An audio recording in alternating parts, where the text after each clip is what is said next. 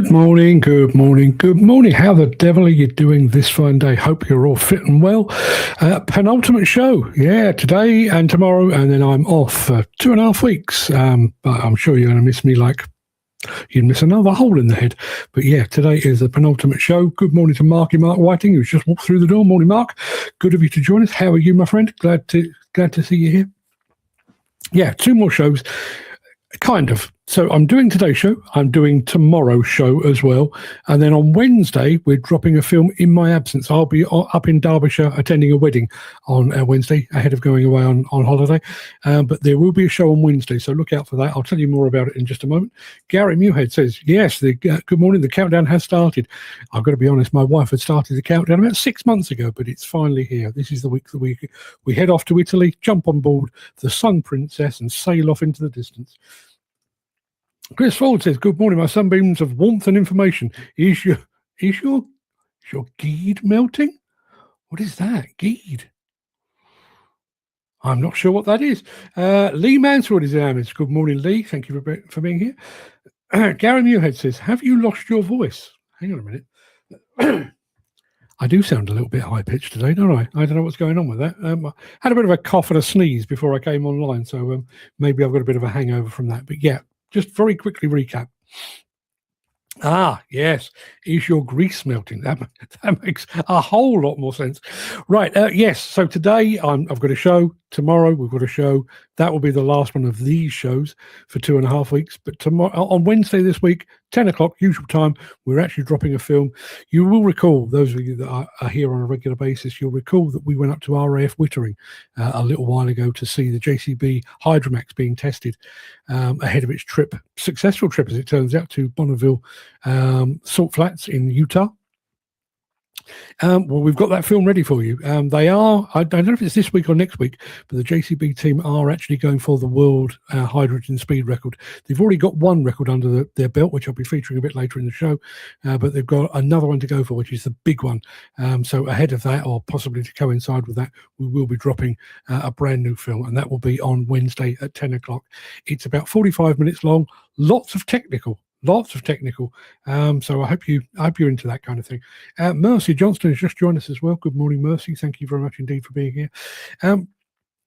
So yeah, I basically spent my entire weekend ironing clothes, packing bags, trying to find clothing that I haven't worn in a year. Excuse me. My real voice is lurking in here somewhere. I just don't know where it is.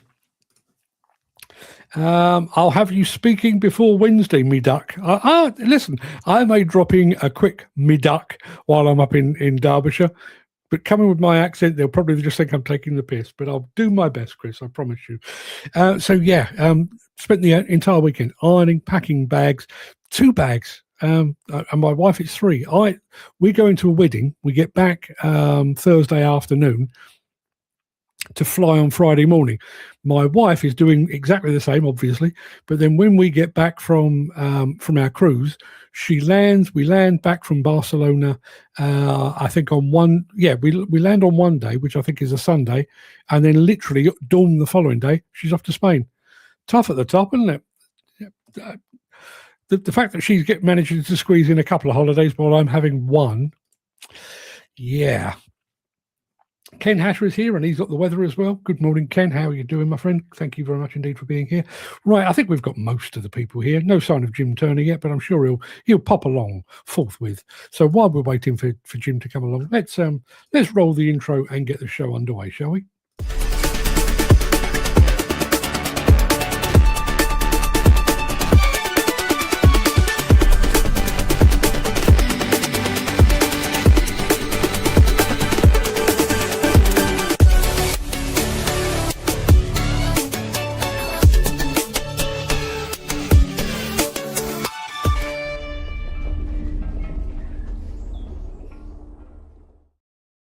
Yeah, I've just realised we've got no Jim Turner, we've got no Dan Cullen yet either. I'm sure they'll be along at some point. Gary says, we were the same this weekend, looking for excursions while we're on our cruise. Do you know what, Gary? I think off the top of my head, this is probably our 7th or 8th cruise. Never once have we been on an excursion. Never once.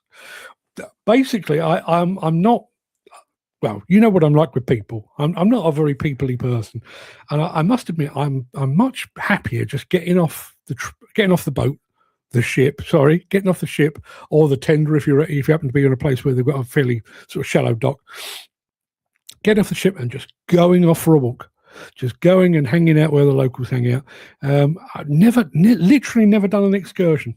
Weird, right? I'm sure they're great. Never bothered. And I have to admit, I'm a firm believer in serendipity as well. Remember going to Genoa, and we docked alongside the wreck of the Costa Concordia, the ship that ran aground. Docked alongside that, had a quick look at that, and then we went for a walk. And all along the front in Genoa, not surprisingly, it's pizzerias and touristy shops selling Inter Milan T-shirts and stuff like that. But if you literally go back one street, you're in proper Italy, and you could eat for half the price, much better food, and that's where the locals are hanging out. Just my take on it all. Dan says, good morning, all you muck heap engineers, hydraulic lever pullers, plant born addicts. Your intros are getting more and more lengthy, Dan, and all the seat warmers and number fillers. Yeah, I think that's covered everyone. Good morning to everyone. Got a toothache. First one I've had since I was a teenager. It's hellish, isn't it?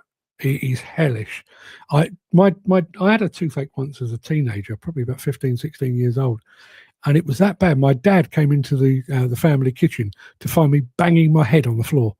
I was trying to get my head cool because my face felt like it was on fire, and I was literally banging my head on the floor. You have my deepest sympathy, Dan.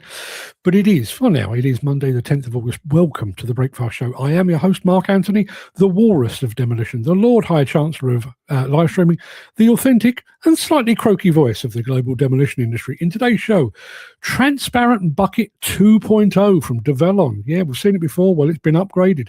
We've got a fleet of new Cat 793 trucks going to work. Maximising uptime with off-the-shelf Reman parts from Volvo. And as I've already hinted, JCB have already delivered on the salt flats in Utah. Plus, in today's episode of Mark's Morning Monologue, the firms that refuse to die. Not naming names, but the firms that refuse to die. Well, how's that for timely? Dan says, see, a few more companies went to the wall last week.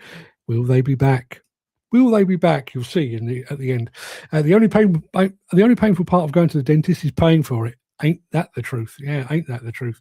Right, let's crack on, shall we? Let's roll the. Well, I tell you what. Let's have a bit of Caterpillar, and then we'll have a bit of Develon.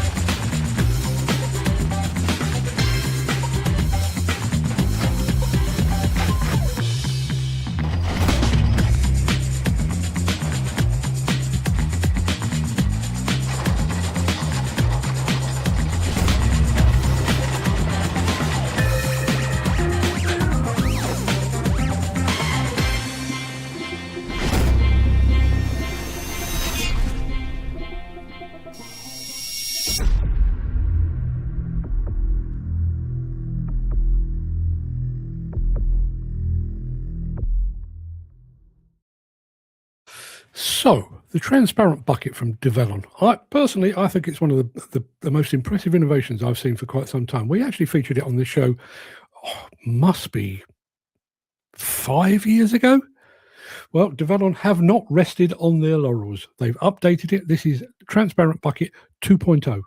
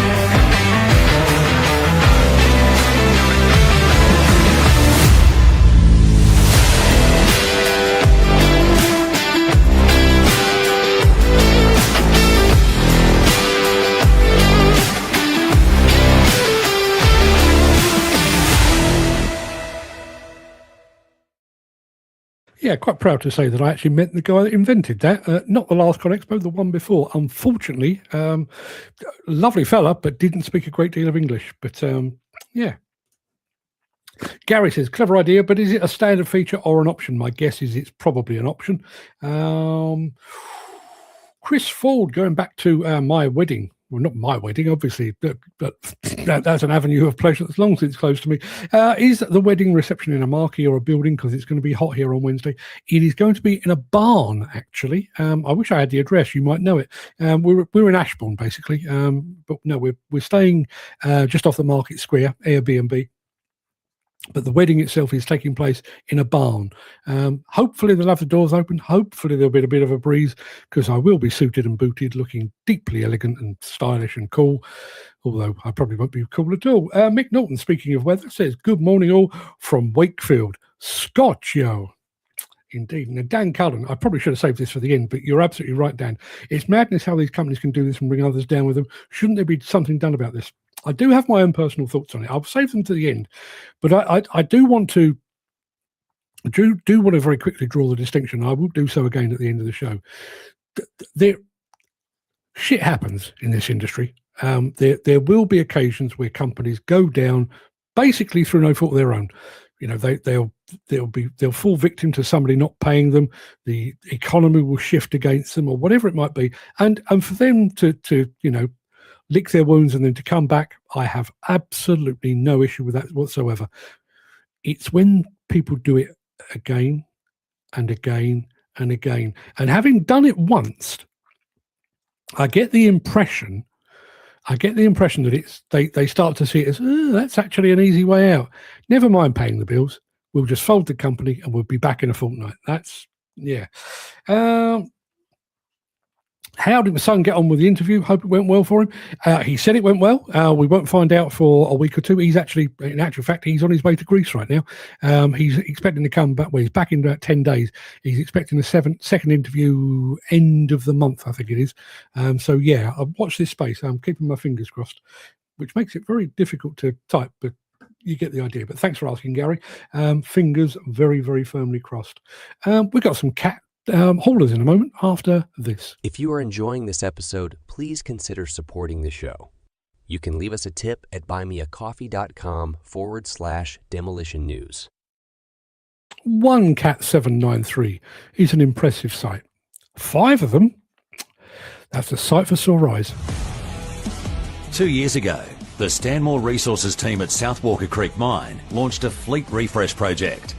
The Cat 793 Next Gen was an ideal match for their excavator capacity and laid the foundation for major productivity gains.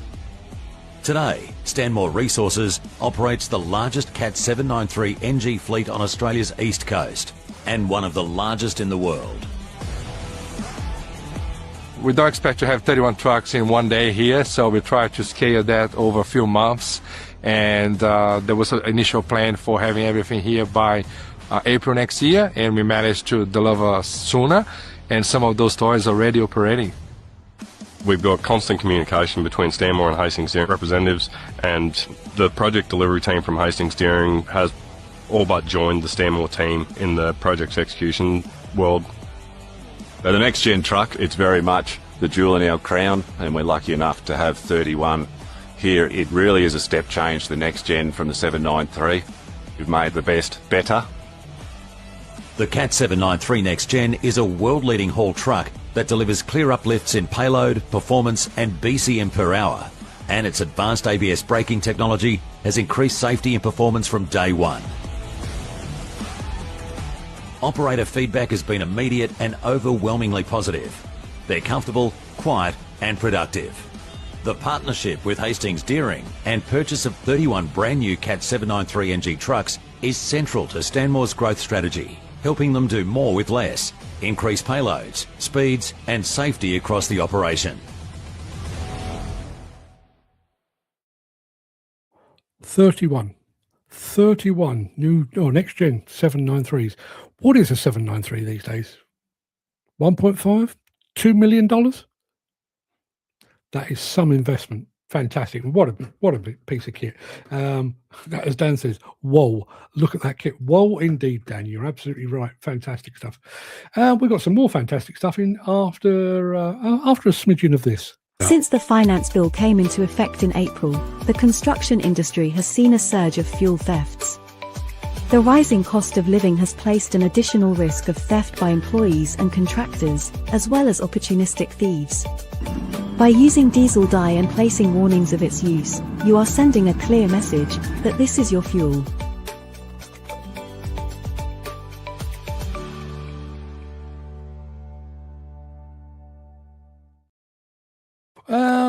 Chris Ford says, plenty of barns around here. Grange Fields is nice, or even the pub in the woods. I wish I could remember that. I'll tell you tomorrow. I'll check with my other half and I'll tell you tomorrow.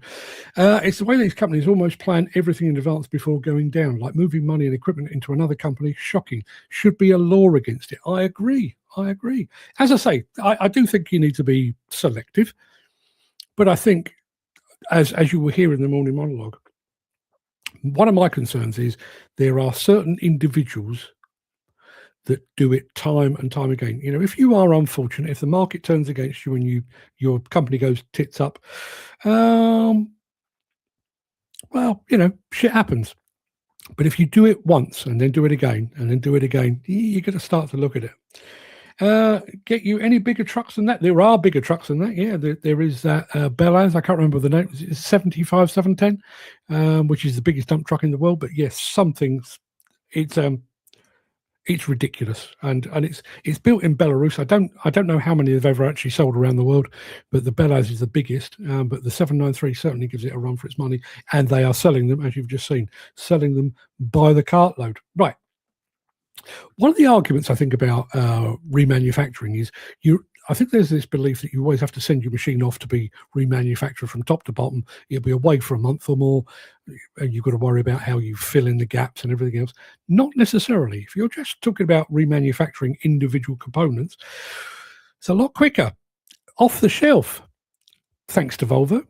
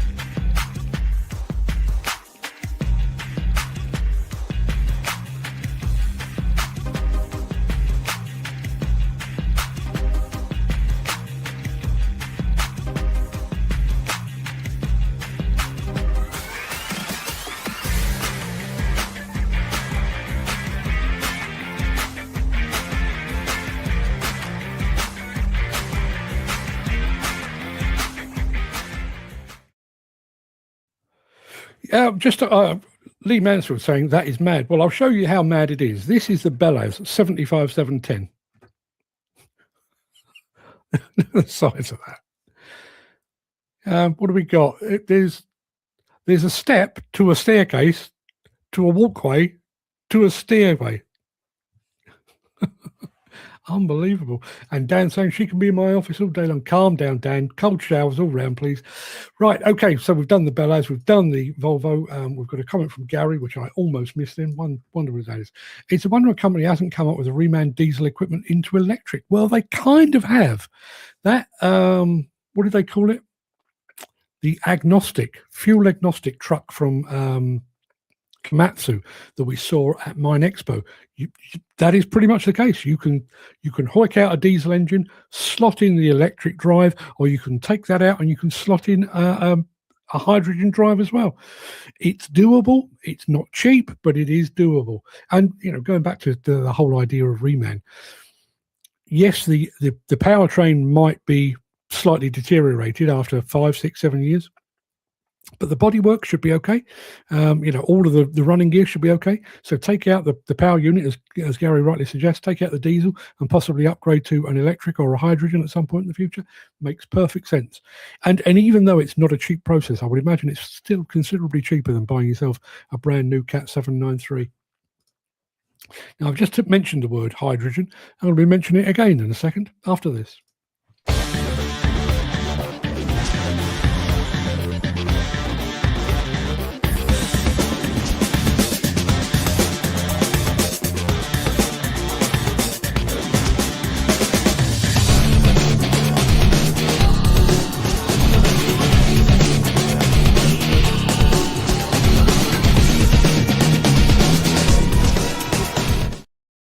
Ken, you're absolutely right. Caterpillar has been doing Reman for years. I mean, I was writing about it probably 30 odd years ago. It's probably been going on even longer than that. I do think, though, it's one of those things, it was one of those ideas that it's kind of come of age. I think Cat and some of the others, Komatsu as well, were slightly ahead of the curve. I think they were trying to get it, or they were ahead of general thinking within the industry. But I think now, given our desire for sustainability, making the best of what we've got rather than constantly buying new, I do think it's a concept that's really come of age. But you're absolutely right, Ken. They have been doing it for a while. Mick Norton says, "Hey up, Ashbourne's been knocking about since Saxon times, me duck." Okay. I wonder how many JCB staff they took to the salt plains for the record. Well, you're about to see a few of them because I'm about to tell you all about that. Well, I'll tell you what, let me play the film and then I'll tell you what's happening next. JCB have gone to Bonneville and they've already got one record in the can and they're aiming at another one. Here we go. End of Bonneville Speed Week. We came here to test the car, get it ready for record breaking. Under the Bonneville rules, doing 2 runs on consecutive days above the current record class. We're expecting a record speed somewhere in the high 360s as an SCTA Bonneville speed record.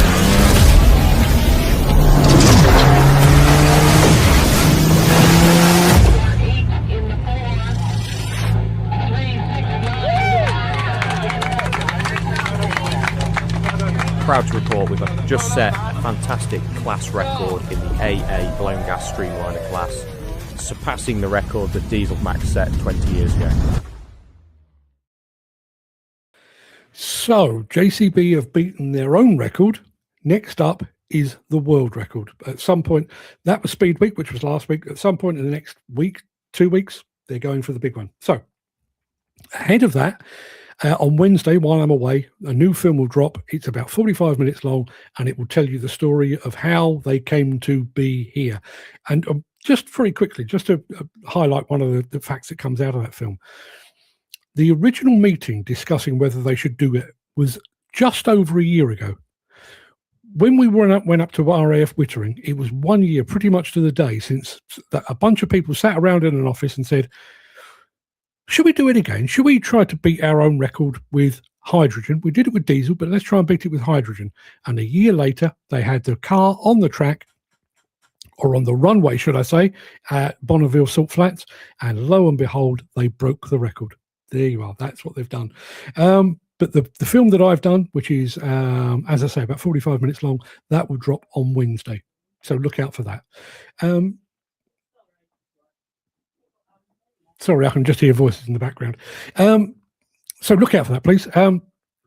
That pretty much wraps up the main part of this morning show. I'm going to roll the outro in just a second before leaping gazelle-like over into my morning monologue. If you can't stick around for that, please stay safe, look after yourself, your family, your friends and your colleagues. I hope to see you again very soon. But if you do have the time and the inclination, I will be back immediately after this.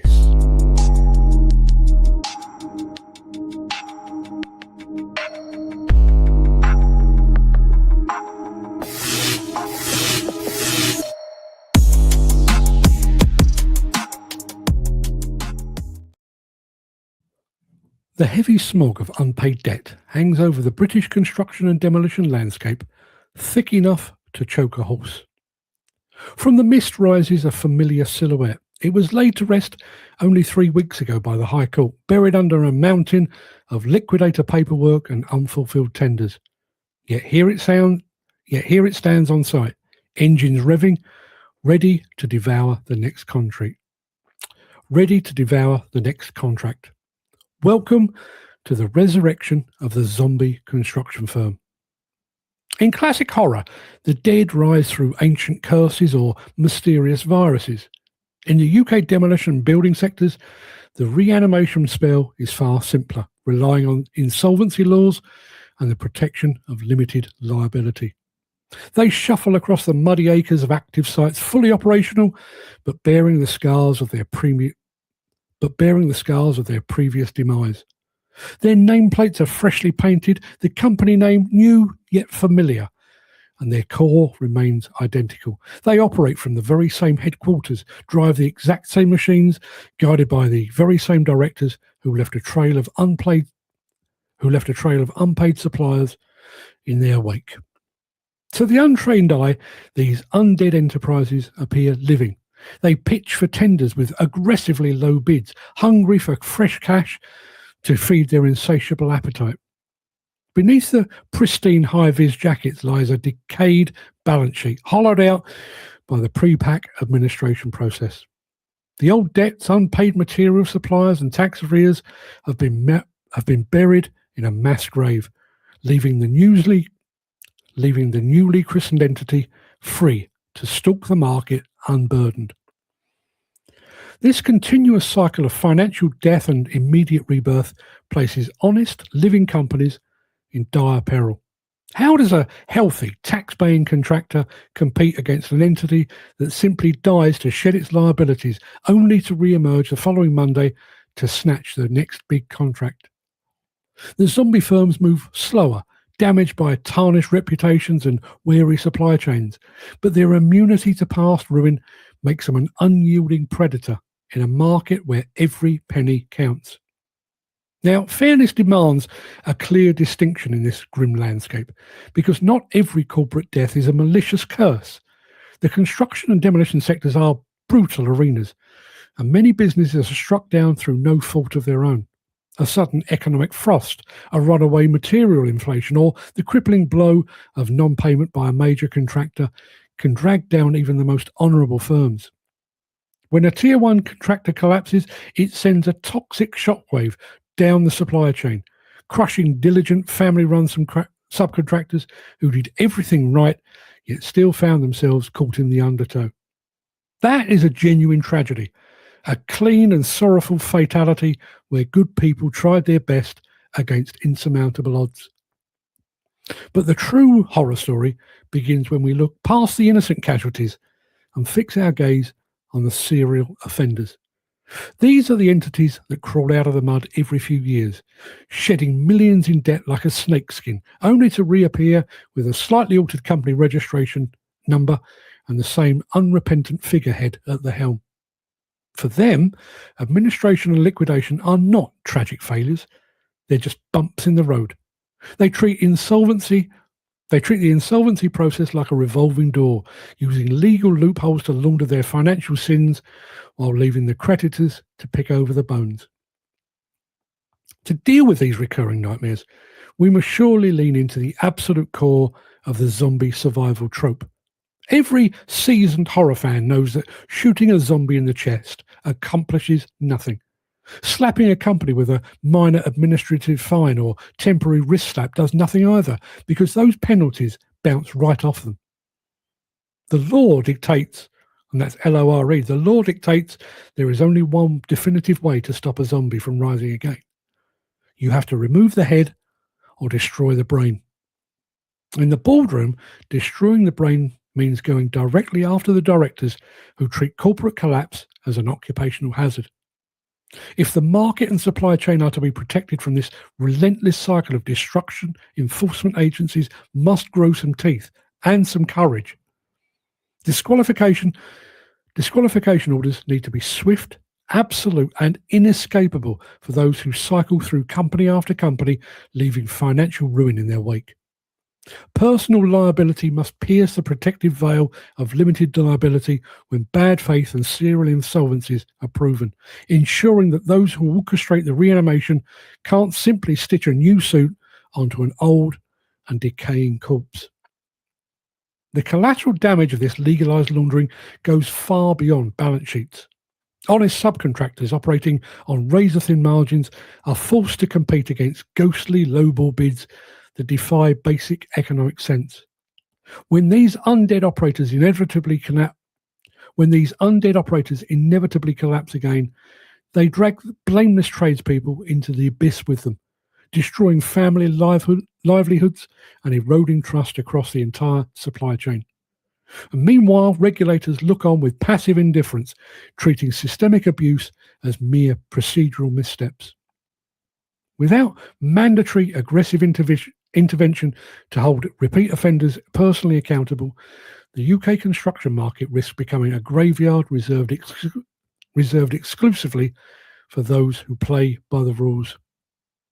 Until real regulatory firepower drives a stake through their brain, these financial zombies will continue to trudge across the construction landscape, hungrily eyeing up the next victim to drag down into the pit.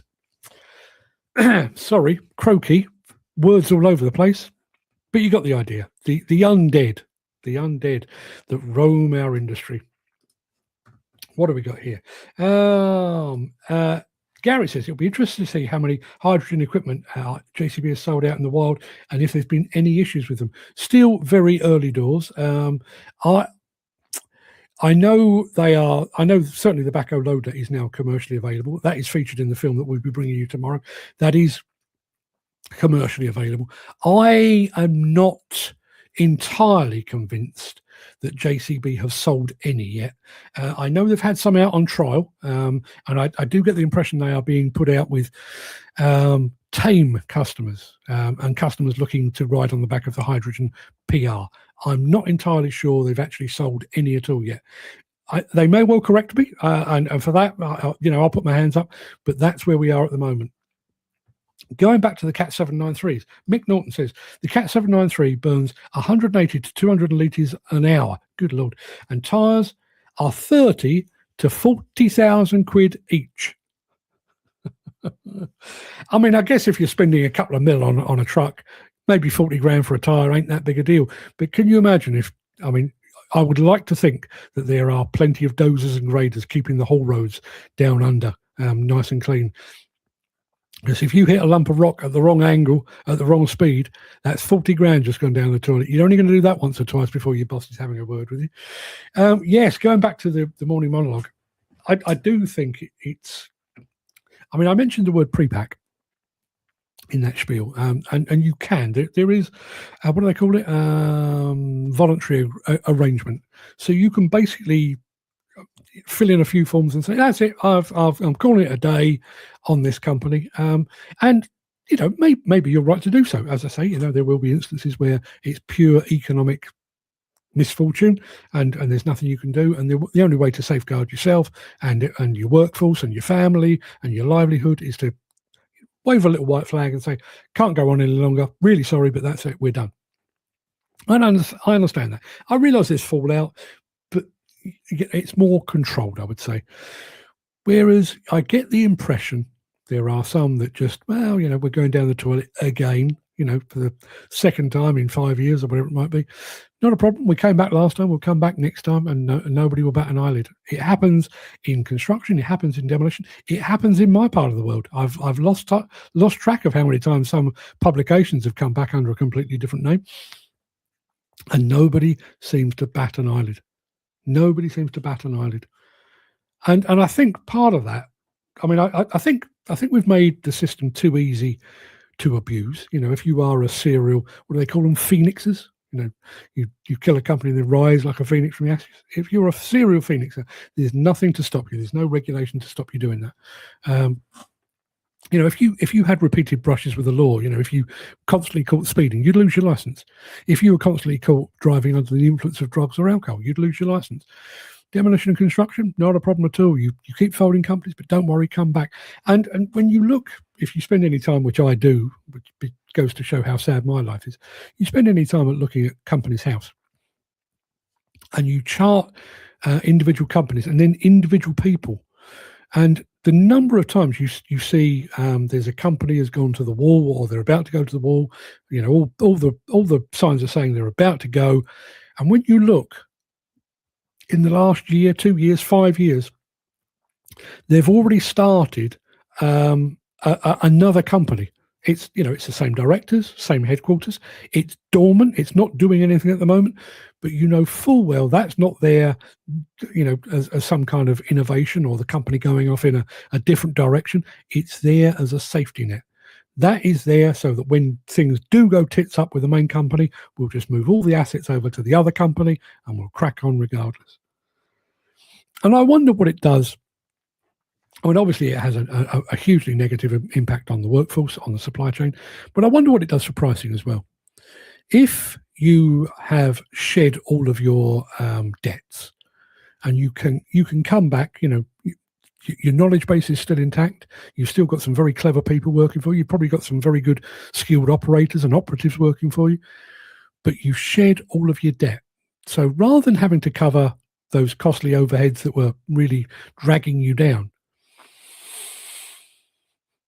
and paying off your debts and so on, you can now come back and you can go in.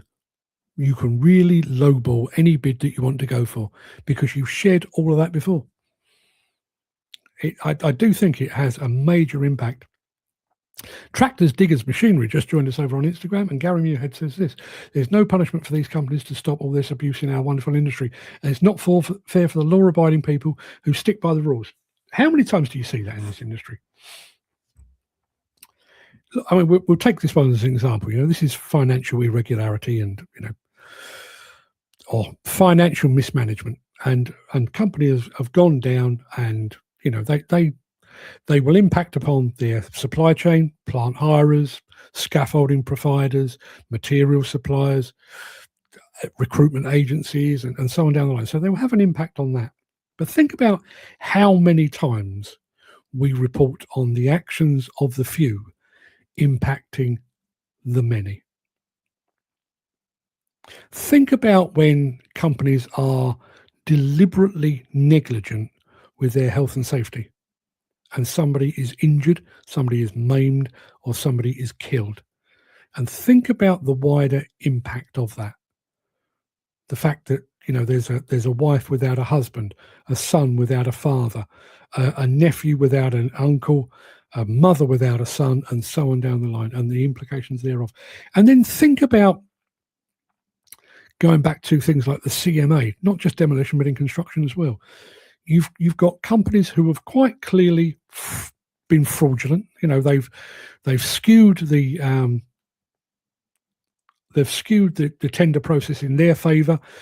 They've done so illegally, immorally, and they have taken food off the table of good, honest, hard-working, law-abiding, tax-paying companies. And yes, with the CMA and demolition, 60 million quid's worth of fines over 10 companies, 7 companies in the house building sector having to pay 100 million to affordable housing initiatives to stop their investigation. But surely the impact is much, much deeper than that. I'm thinking specifically here about the demolition one. There were, a dozen or more individual contracts that honourable, law-abiding, hard-working companies were basically permitted from winning because there was fraud taking place. Where's their recompense? Where is their remuneration?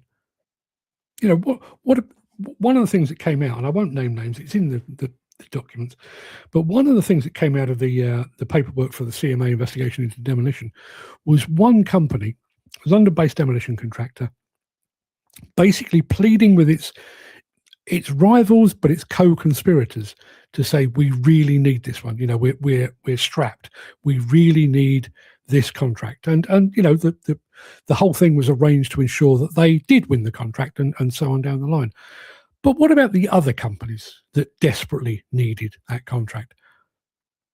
There would have been 1, 2, 10, 20 that could have really desperately done with that contract to prop them up, to get them over a financial hump. But because they weren't part of the in crowd, they too fell victim. And I don't want legal action. I don't want to see anybody lose their business. Far furthest thing from my mind.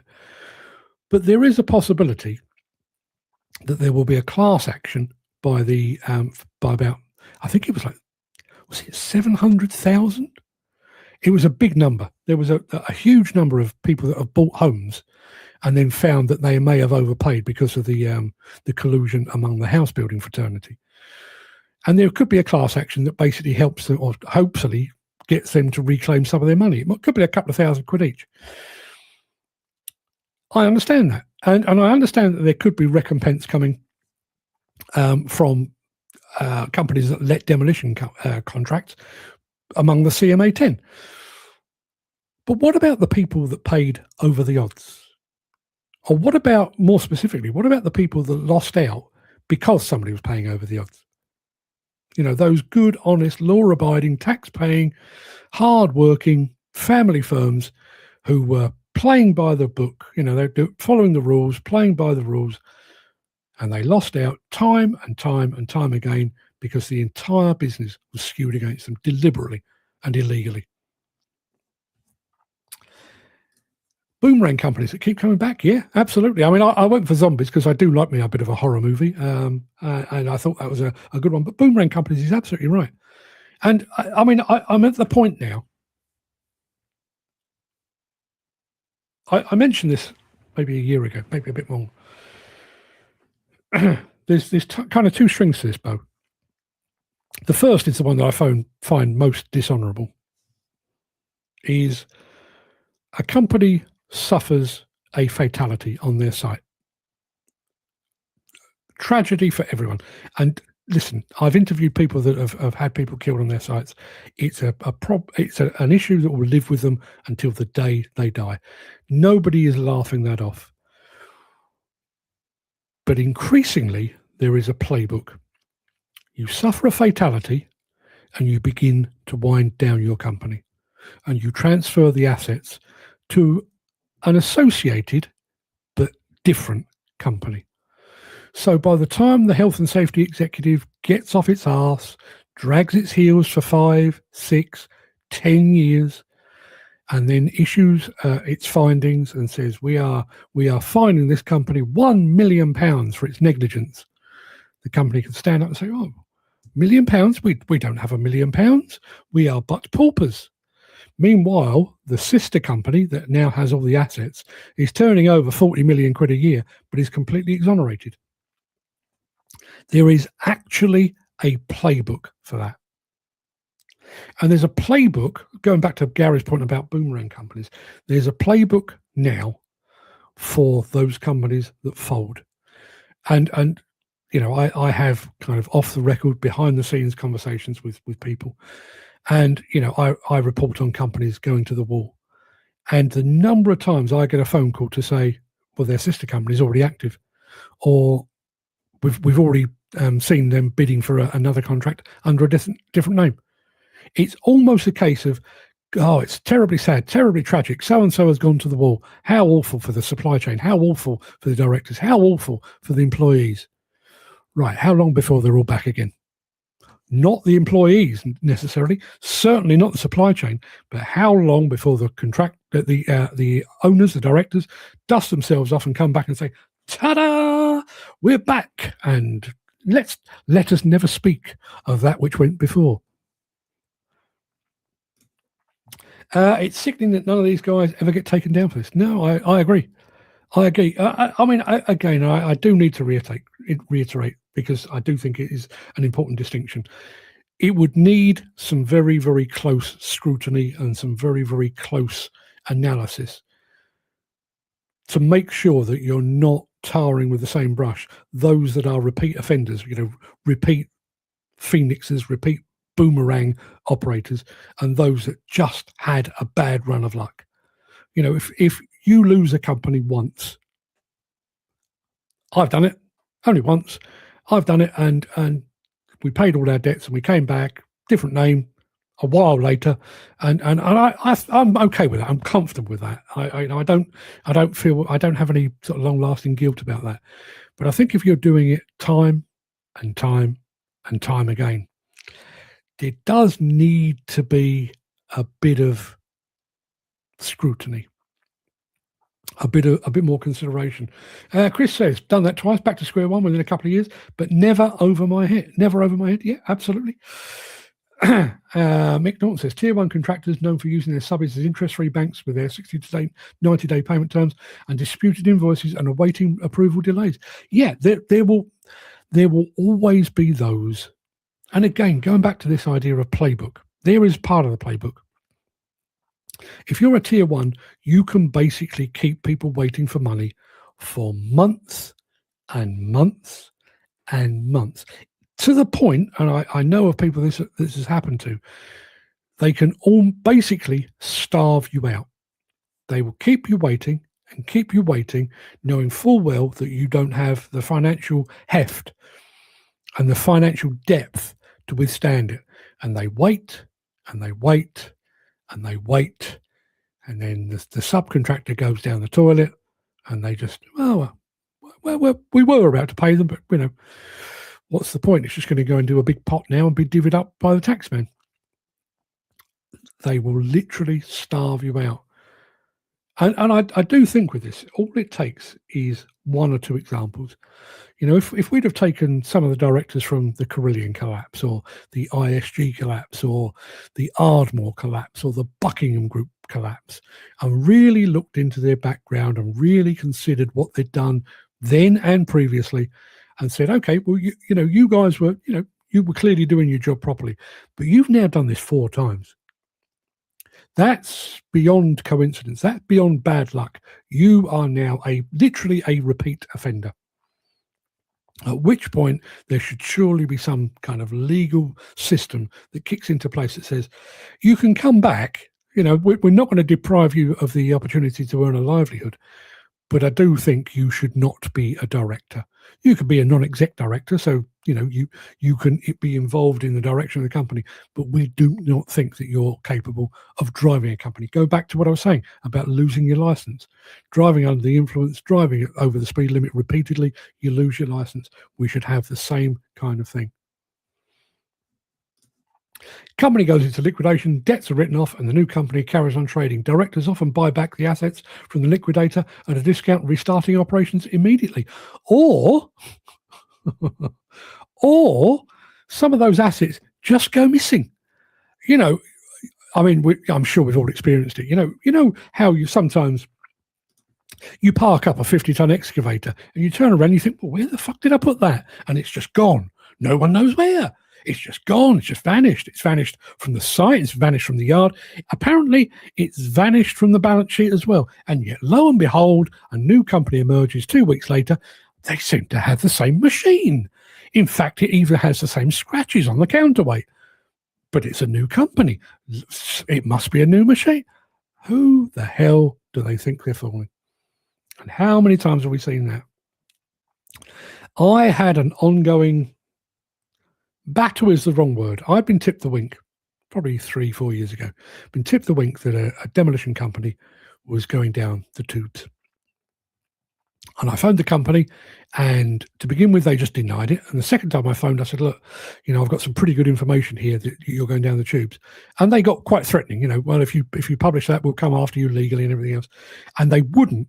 They refused basically to verify it. And then I was sent a photograph of this company's, basically their entire equipment fleet on low loaders heading off down the road. And there was so much equipment. This wasn't a case of it was being mobilized for a big demolition project. There were no projects of that size or stature. These were all being sent somewhere else, somewhere that the administrators and the liquidators can't find them. They were just being spirited away. And lo and behold, yes, the company went down. I was proved correct. I wasn't sued. I was proved correct. And they came back again. Yeah.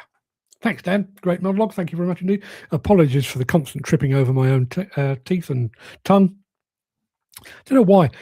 Gary put me off. He mentioned the fact that I sounded a bit croaky, and I've been concentrating on my voice so much that I can't even string 2 words together. Gary, I'm blaming you. Right, people, enough. I've got to go and do a bit more packing, if that's okay with everyone. Don't forget, show tomorrow, which is the last one for 2.5 weeks, featuring me. And then there's another one on Wednesday featuring JCB and the Hydromax, which I'm sure you'll enjoy. And then you've got a bit of peace and quiet to go and enjoy your own holidays. I will be back tomorrow for yet more of the same. 10 o'clock, be there or be square. I'll see you then.